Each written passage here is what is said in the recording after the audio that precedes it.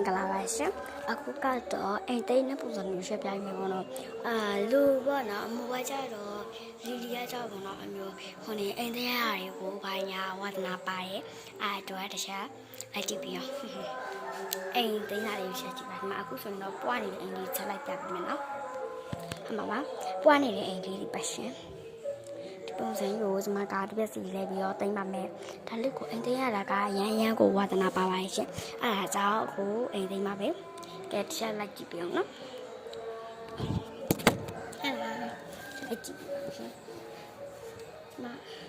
စောထားတက်ပေါ်နော်ကျွန်တော်စောထားတော့မဟုတ်ပါဘူးရှင်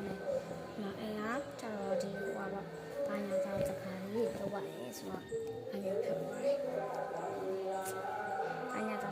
တော့ဝါရေးဆိုတော့ဒီကနေနေတော့လှုပ်ရှုပ်နေပေါ့နော်အိမ်သိမ်းရလည်းအကြာကြီးပဲဆိုပြီးတော့ပြလိုက်တော့နော်ဒါဆိုတော့မလုံးဝမပြရပါဘူးနော်အခုဆိုရင်တော့စီအကောင်လုံးခါတင်ပါပါလှဲပဲပေါ့နော်ဖြစ်စီလှဲပါမယ်အခုဆိုရင်တော့ဒီလိုကိုလှဲပါမယ်လှဲဖို့အတွက်ကြောက်တော့ခေါ်တော့ပါလိမ့်မယ်ရှေ့ကတော့ထုတ်ပြလိုက်မယ်နော်ရှေ့ဆရာတော်လေးပေါ့နော်ဆရာတော်ကျမရဲ့အိမ်ကြီးလေးအလုံးစက်လေးခါဝတဲ့ဒီနားမှာညတော့အဲ့တော့ပူတော့ဆိုပြီးတော့ချွတ်ထားတာနားမှာခဏထားလိုက်တော့မယ်ဟိုဘယ်စီလဲပါမယ်ရှင်ကျစီလဲပါမယ်ကျတော့ကောအတွင်းထဲမှာရှိတဲ့ကောအတွင်းထဲမှာရှိနေတဲ့ငါတို့လိုပြလိုက်ပါမယ်။ဘာလို့ဒီလို price ဆိုတော့ချက်တော့ပါမယ်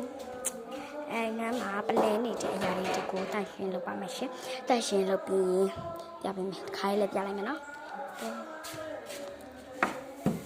တန့်ရှင်းလုပ်ပါမယ်ရှင်။မလည်းစီပါ။တော့ကြားရတဲ့ကြောင့်တော့ညံပဲလို့ထိုင်နော်။နော်တဲ့အိမ်လုံးတော့လှည့်ထားပြပါပါရှင်။ကျွန်မဒါလေးကိုကျုံရအောင်မယ်ပေါ့နော်။ကျုံလိုက်ပါမယ်။ကဲကျုံပါမယ်ရှင်။ကျုံပါမယ်ရှင်။ကျုံပါမယ်။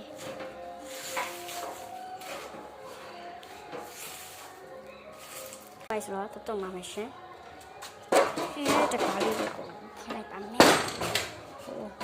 တကားလေးကိုဖွင့်မယ်။ဆိုရင်တော့အမိုက်ကလေးကိုတော့အမရှိကပြဝိုင်းဆိုရင်တော့ဒါကျမတိန်နာတဲ့အရေးအရှင်အပြည့်နဲ့အလေးပြပါရှင်ကျမတိန်လို့ပြတ်ပါပြီရှင်